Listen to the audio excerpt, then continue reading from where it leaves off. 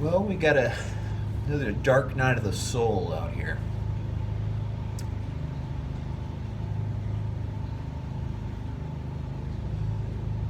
Um,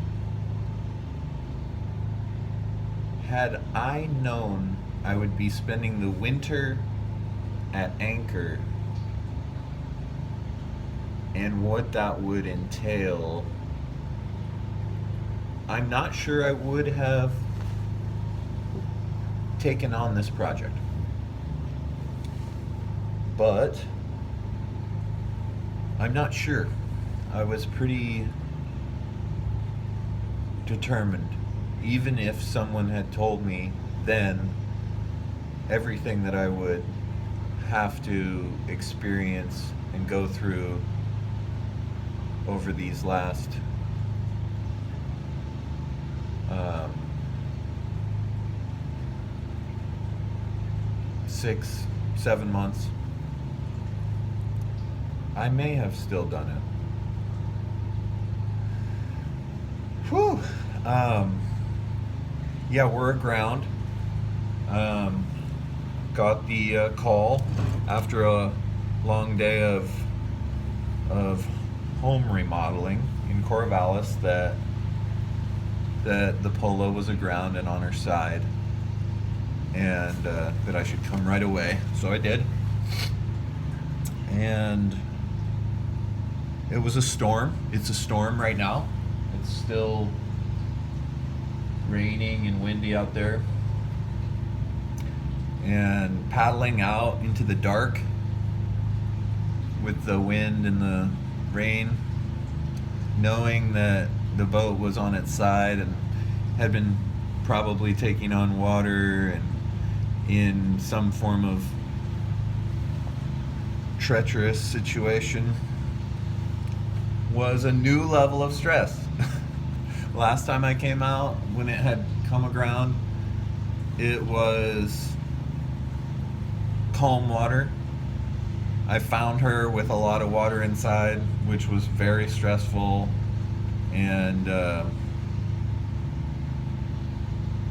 so this time having that same kind of trepidation,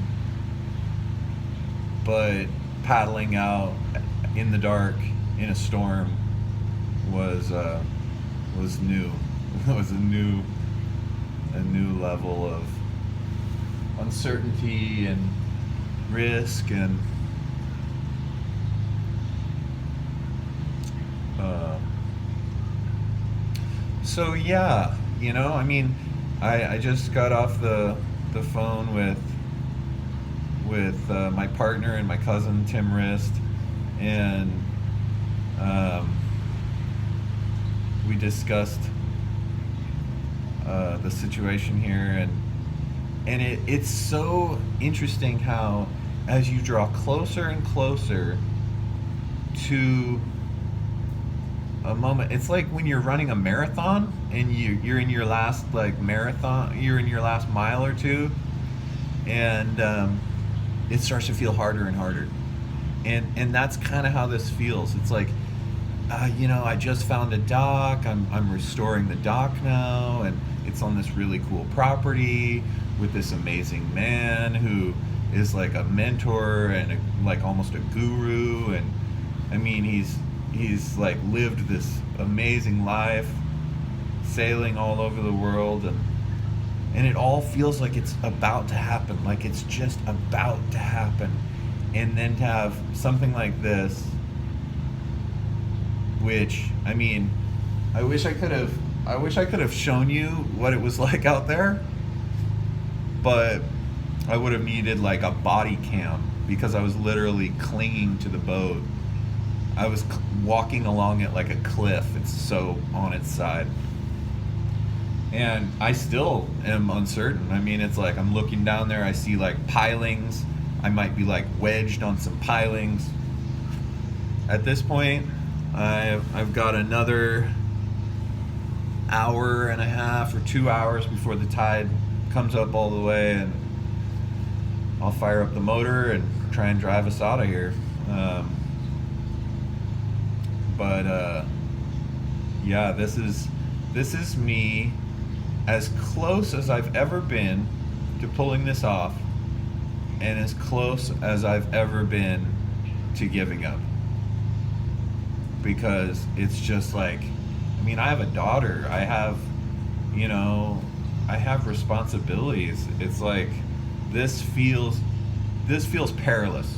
And there's a part of me that like needs that and craves it and is like depressed without it. And I want to provide that for people because I know a lot of people feel the same way. They're like, man, my life is just so meh.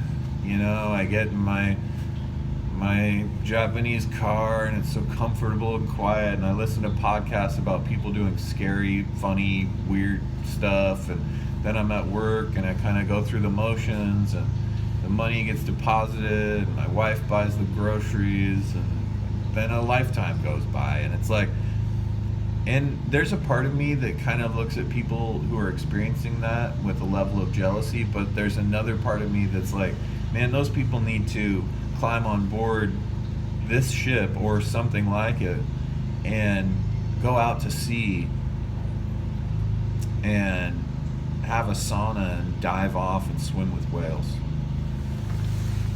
And that's why I'm doing this. Because that's what I want to do. I want to be like in a sauna, having this like powerful experience, and then climb up onto a deck and dive down and be like looking into a blue whale's eye. So that's what's keeping me going, and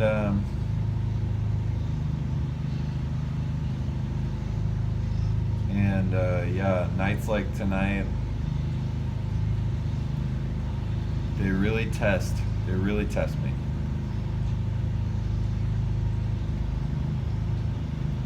They really have me asking, like, why do I have to do it? Couldn't somebody else who has more money, who has more, more of everything, but especially money. Like, there's a part of me that's like, come on. If you had the money, you could just buy a boat that was already ready to go. And like this old guy who has the dock, he's like, I just go out, get it out into the ocean, set the autopilot to go out to sea and go down, go to sleep, wake up 200 miles offshore. It's like, yeah.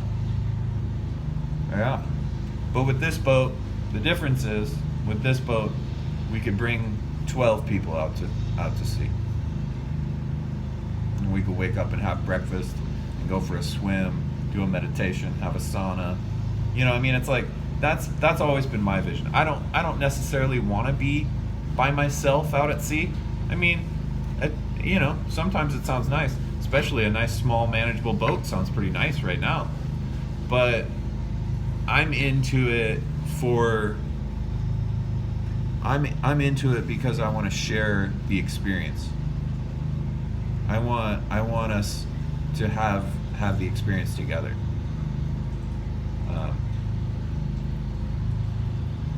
So yeah, let's hope and pray and do whatever we can do to pull this off. If this sounds like something that we want to do, and I don't know what else to do at this point.